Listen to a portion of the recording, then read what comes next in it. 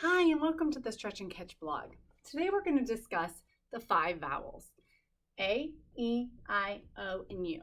We're going to primarily focus on the vowel A today. So what's very important to remember is short vowels have one specific sound. The A will only say A as an apple. The E will only say eh as an egg. The I will only say as an itch. The O will only say ah as an octopus. And then U will only say as an up. That's important to remember because we look at a lot of words that have the letter A in it that are not short vowel, like the word car. That is a much higher level word than a short A word, okay? So it's important to identify these keywords and use them every time we're discussing short vowels. So today we're just going to discuss short A and how it sounds like apple. What we're going to do over here is we're going to start to write words. It is important for you to understand that kids are able to first spell before they can read. And as they get higher up in reading, they can actually read words that they cannot spell. It switches on them. But now is the time that they can spell way quicker. So even if your child doesn't know all of the letters, sounds of the alphabet, it's okay to start with short 3-letter words with short vowel sounds only. That will help them identify how they learn the alphabet. For example, a lot of kids, when you sing the alphabet and play the alphabet, catch on like this.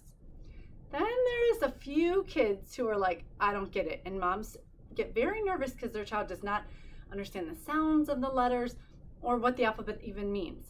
That's because you're not putting context to it. What we're going to do here is put context to sounds so that their brain understands why they have to learn the sounds. So if you're going into kindergarten and don't know your sounds, that wouldn't be good. So what we're going to do here is teach you why these sounds are important. Oh, these sounds are important because they make words. And then all these words make sentences. And then sentences can make stories. And that's what they're going to slowly learn. But that's not what they see. So they'll start to catch on quite quickly. You'll be surprised. When we put spelling and reading together, their brain starts to understand things. Okay, the first thing we're going to spell is cat. So let me get my marker. How you're going to do this is we're going to separate the sounds. So we use our fingers for sounds, not letters. That's an important key you'll learn later on. For now, it's easy because the letters and sounds are going to match up perfectly, but as we move on, they will not. So I want them to hear every sound in the word, and that's why we stretch, starting with our thumb. K, a, t, k, at, cat. We're going to have them stretch the word cat. So you can either use a board, if you have one, on this light blue. It's kind of not that bright, so we'll move to red. So when we first start to do it, we're going to stretch it again and point to the finger. K, k, k. What sound do you hear? What letter makes the k, k, k sound? So if your child says C, that's wonderful. Don't be alarmed if they don't. They might use the letter K. That's okay. You can simply say, I know the K makes that sound, but not in this word. I'll explain when to know if it's K versus C a little later on in the lessons, but they're too young for it right now. So we're going to simply, again, use our thumb. K, a, and go back to your keyword, apple. Do you hear the apple and k, at? Yes, you do. So we're going to use the A. And then the last sound, k, a, t. What sound is that? That's the letter T. You're going to notice these early readers, they are able to identify some letters easier than others. And you might want to know why that is. This stage of reading and spelling is called letter name. That's when we use the names of the letters to actually spell words. So a little kid might spell the word Jeep like this. They don't even think you need vowels because the letter G has the vowel in it, J-E. Get it? Jeep. But this is when we start to explain to them, not all the names of the letters help us spell the words. Some letters are very simple, like the letter T. That name of that letter does help us with the sound. But C, no. Lots of kids think C is an S.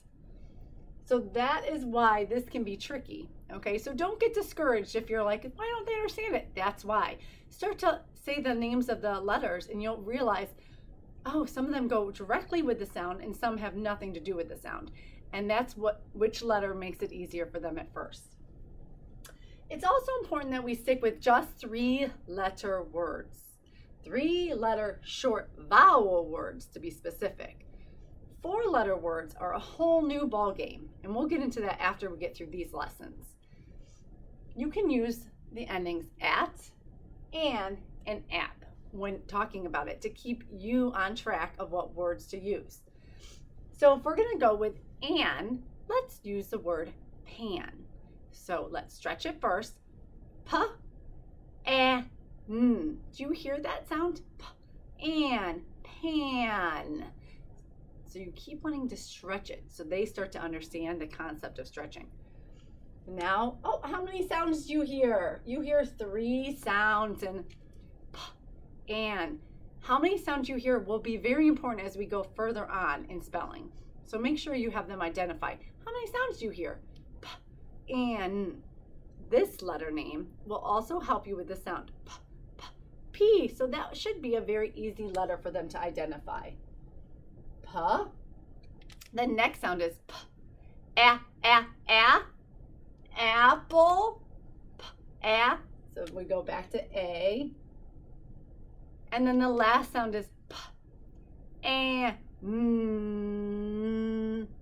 And the end sometimes is easy also to identify because the ending has the same sound. Okay, that's it for today. So don't get discouraged. Just keep on stretching, catching, and understanding that it takes time for their brains to learn how to stretch sounds and catch them to read them. Thanks.